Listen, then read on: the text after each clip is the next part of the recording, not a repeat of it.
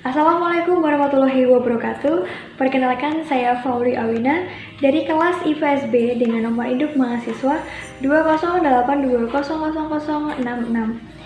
Pada kesempatan kali ini, saya akan menginterpretasikan sebuah arsip yang berjudul Menguak Meletusnya Gunung Krakatau pada tahun 1883.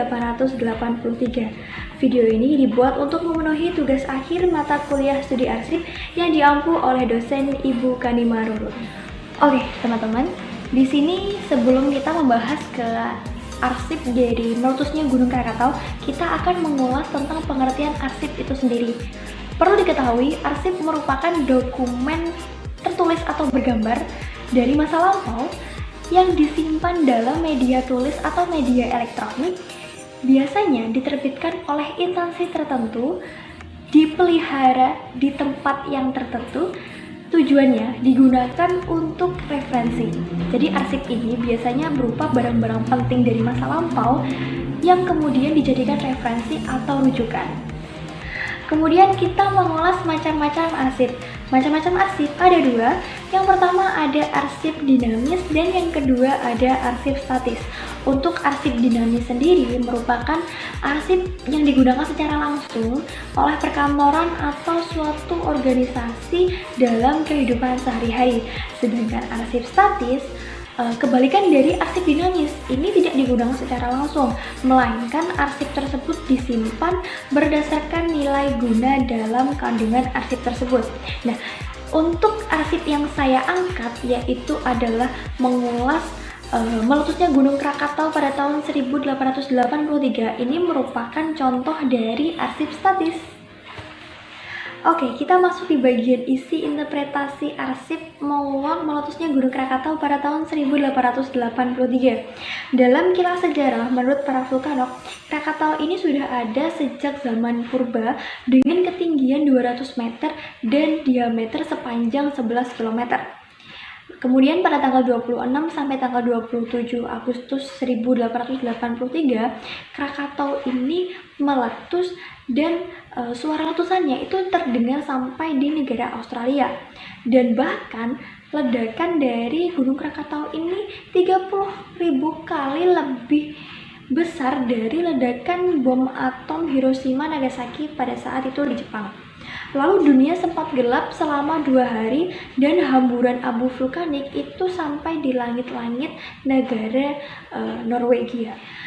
Kemudian teman-teman, dalam Khazanah Arsip peristiwa meletusnya Gunung Krakatau pada tahun 1883 ini, sumber primernya yaitu berdasarkan fenomena kerusakan atau akibat dari meletusnya Gunung Krakatau ini, baik dari kerusakan secara material, korban, kemudian upaya-upaya penyelamatan yang dilakukan untuk mengevakuasi para korban. Lalu Khazanah yang kedua yaitu laporan dari gubernur setiap daerah. Jadi kayak setiap gubernur itu melaporkan bahwa lingkungannya peristiwa meletusnya Gunung Krakatau itu seperti ini. Jadi mulai tanda-tanda ingin meletusnya, mulai terdengar suara-suara dari setiap daerah itu kan beda-beda. Dan laporan-laporan dari gubernur ini yang merupakan sumber dari arsip meletusnya Gunung Krakatau. Kemudian kita akan mengulas betapa dahsyatnya ledakan dari Gunung Krakatau pada tahun 1883 ini.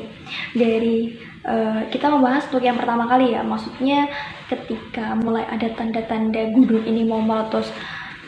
Di antaranya suara kanon terdengar itu sebanyak 3 kali. Yang pertama pada 27 Agustus pukul 5 sore, kemudian yang kedua itu pada pukul 9 malam, dan yang ketiga itu keesokan harinya pada pukul 2 pagi. Lalu pada saat itu tanda-tanda itu muncul dibarengi dengan hujan yang sangat lebat. Kemudian setelah Gunung Krakatau ini meletus, info dari Telegram Residen Batam menginformasikan bahwa adanya muntahan lahar yang dibarengi dengan sambaran kilat di langit. Kemudian di Banten bagian utara menginformasikan bahwa adanya hujan abu dan juga lumpur. Kemudian di 3 daerah yaitu ada Madura, Bangkalan, dan Pamekasan ini uh, terdengar sangat hebat letusan dari Gunung Krakatau.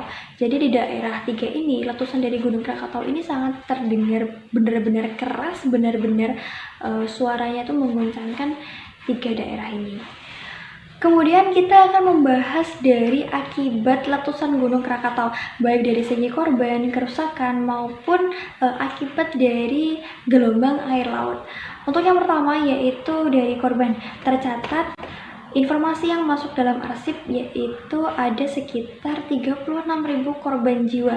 Lalu untuk segi kerusakan, pada saat itu kerusakan yang paling disorot yang pertama, robohnya menara mercusuar di Flakenhorst dan Teluk Betung. Lalu rusaknya kebun tanaman dan juga pohon di daerah Banten Utara, serta terdamparnya kapal-kapal muatan di Cilacap. Dan yang paling menonjol itu porak-porandanya di sepanjang pantai daerah Lampung. Kemudian bantuan dari luar negeri, yaitu diantaranya yang pertama dikirimkan 2 kapal perang dari Amerika serta 236 awak dari Singapura untuk membantu penyelamatan korban yang ada di Selat Sunda. Kemudian juga diturunkan atau dikirim kapal perang dari Inggris. Nah, bantuan-bantuan dari luar negeri ini tujuannya untuk mengevakuasi para korban agar lebih cepat diselamatkan. Seperti itu. Baik, mungkin itu yang bisa saya sampaikan mengenai interpretasi arsip yang berjudul Menguak Meletusnya Gunung Krakatau pada tahun 1883. Semoga apa yang telah saya sampaikan dapat bermanfaat bagi kita semua, dan saya mengucapkan terima kasih kepada seluruh partisipan yang telah menyaksikan video ini dari awal hingga akhir. Untuk akhir, saya Fauli Awina undur diri. Wabillahi muwaffiq ila aqwamit thoriq. Wassalamualaikum warahmatullahi wabarakatuh.